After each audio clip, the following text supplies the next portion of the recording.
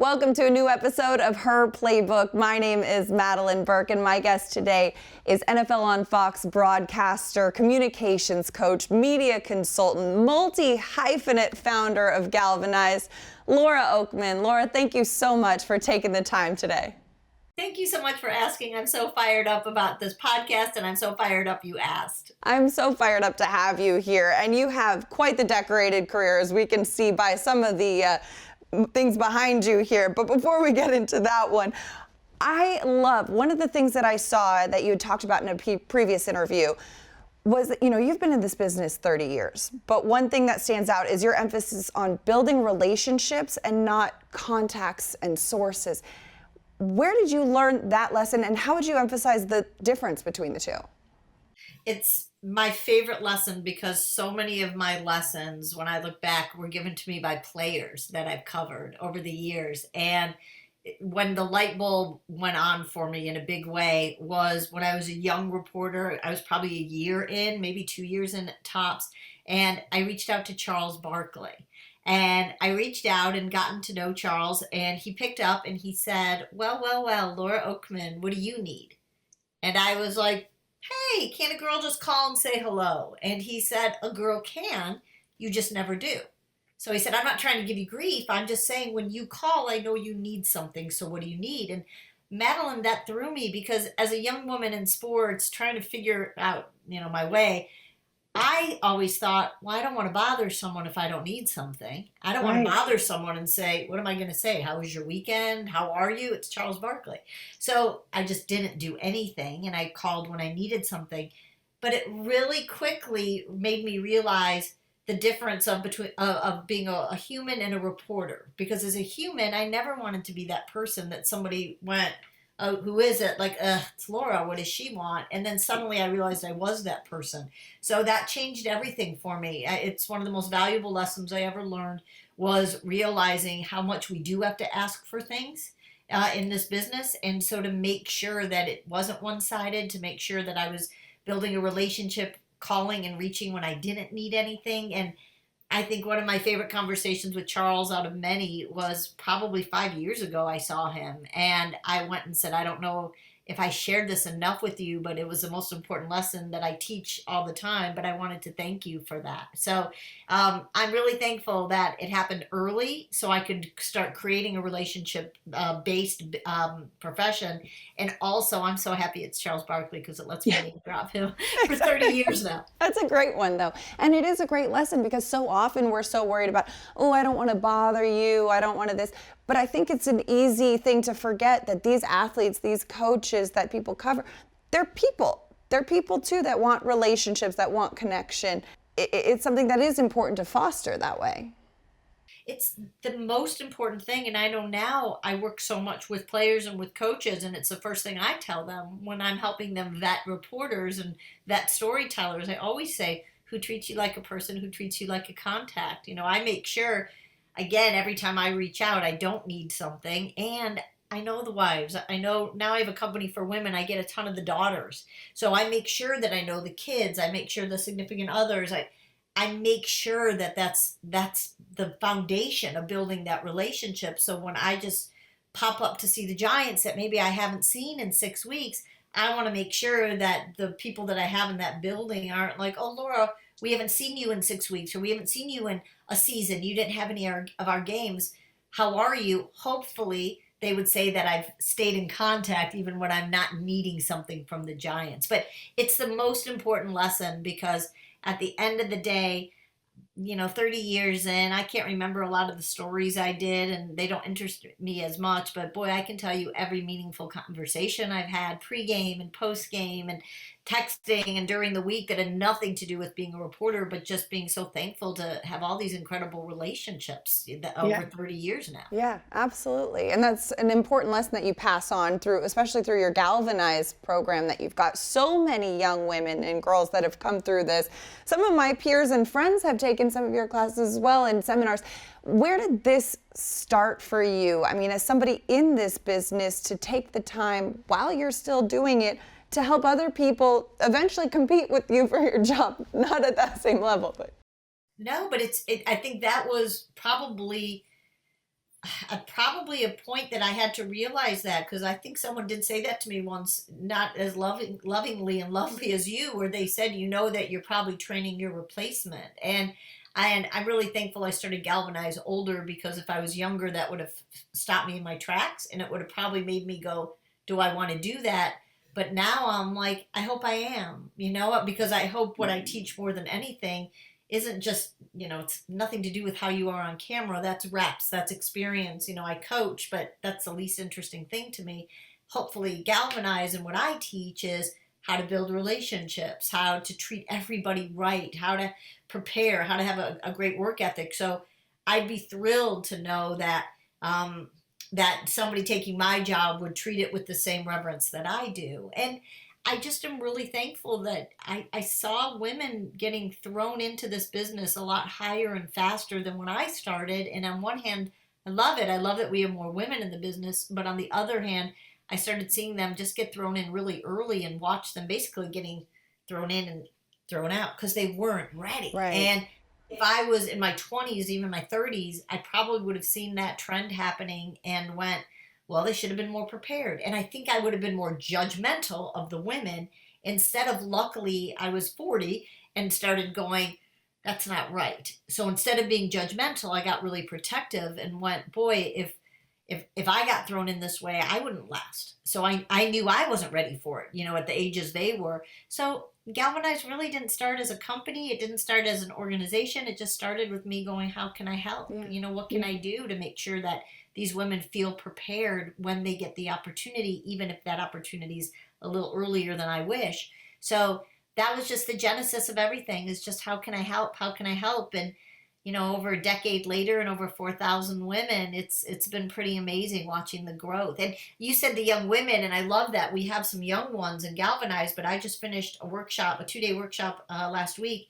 We had a 52-year-old and a 49-year-old.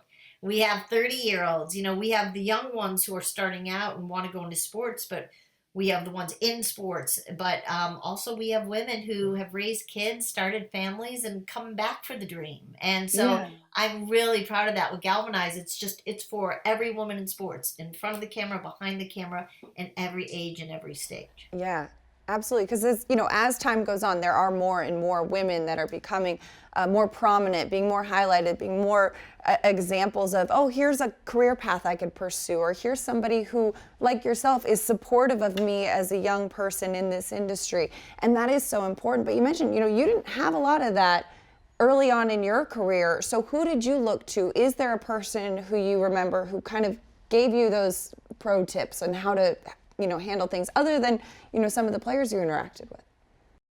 My best friend for 20 years was Stuart Scott. And when Stuart and I met, it was while we were covering the NBA finals. And it was when I was traveling with the Chicago Bulls during the heyday with Michael. So it was a big time, and I was so in over my head, and I was so intimidated and wasn't ready. And I will never forget, walked into the presser. We were waiting on Pat Riley, because that day the Heat had just traded for Alonzo Mourning from Charlotte.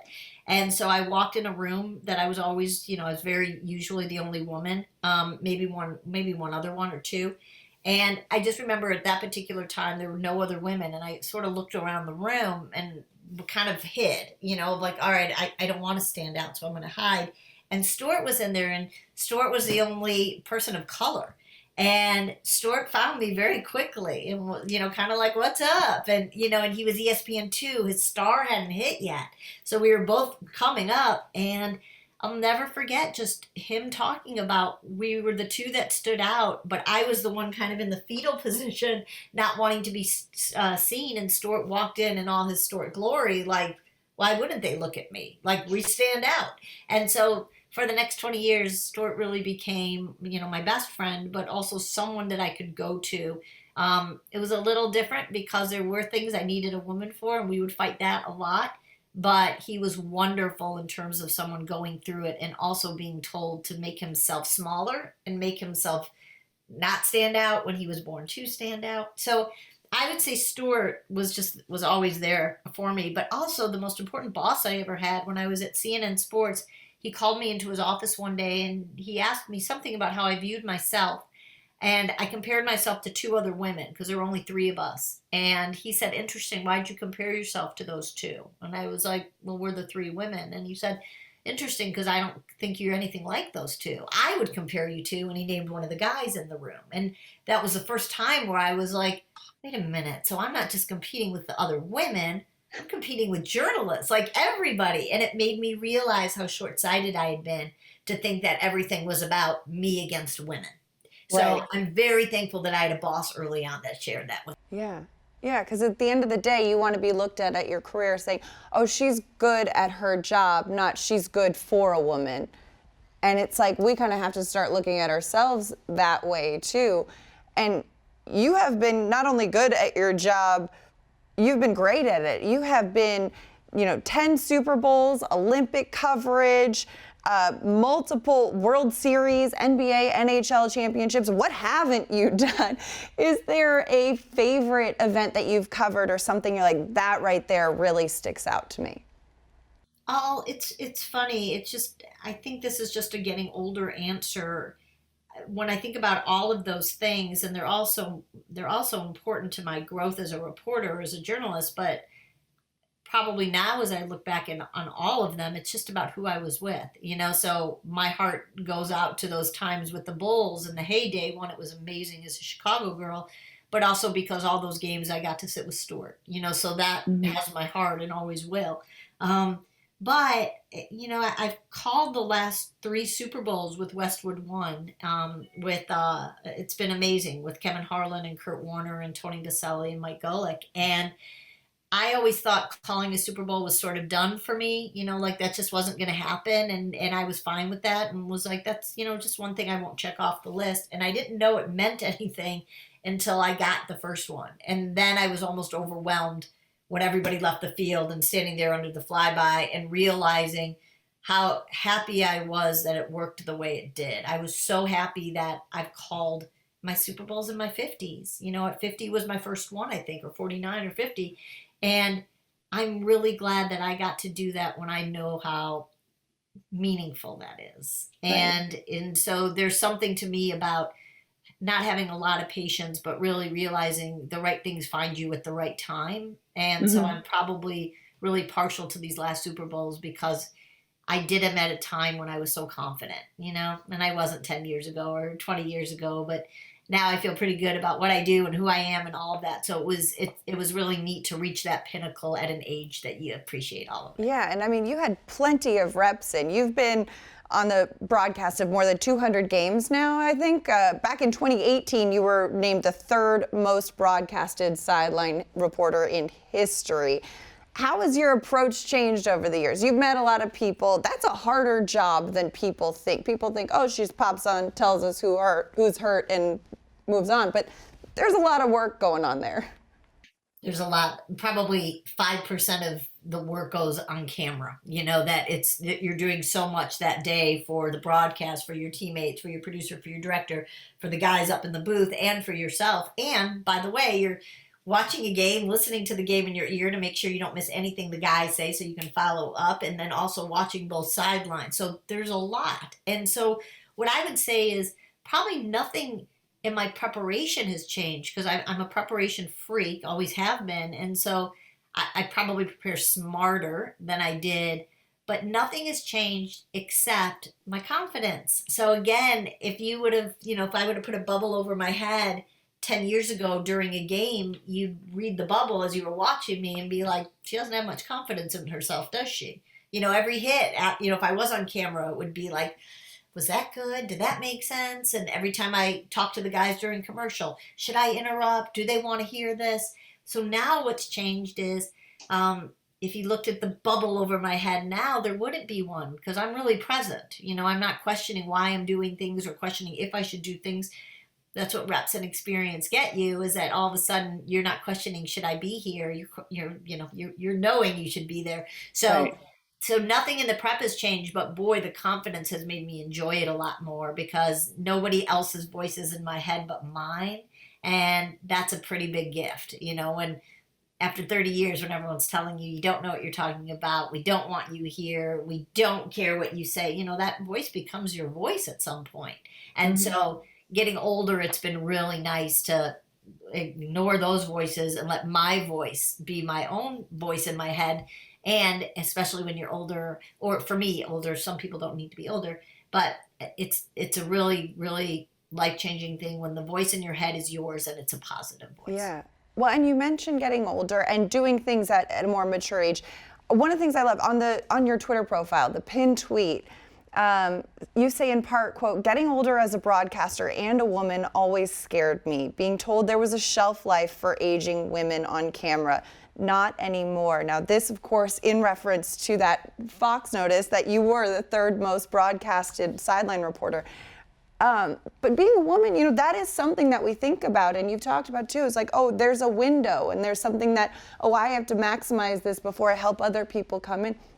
As we look at that window, what is your advice to younger women who might look at you and say, you know what, I can do this. I don't have to do it in this 5-10 year window. It's one of the things that keeps me going on camera still, even while I'm doing all these other things, is I want to make sure that not only that you all see women over 50 on camera, because I didn't see it, so I want you all to see it, but I also want you all to see a woman kicking ass doing it. You know, so again, after not using social media for the longest time, now I use it very much to show a full life and to show that I'm very clear on my life really didn't get going until my second chapter. So 40 plus was when I started living my best life. And I'm always hoping at a GALvanize bootcamp that by the time they leave, my 20-somethings are like, I can't wait to be 50. Like, Laura's crushing it. Like, aging looks great. So I'm always hopeful for that. And what I would say is just, when I got notified about that, about being the third longest tenured, I had no idea about it. I had no idea anyone looked for that, like nothing.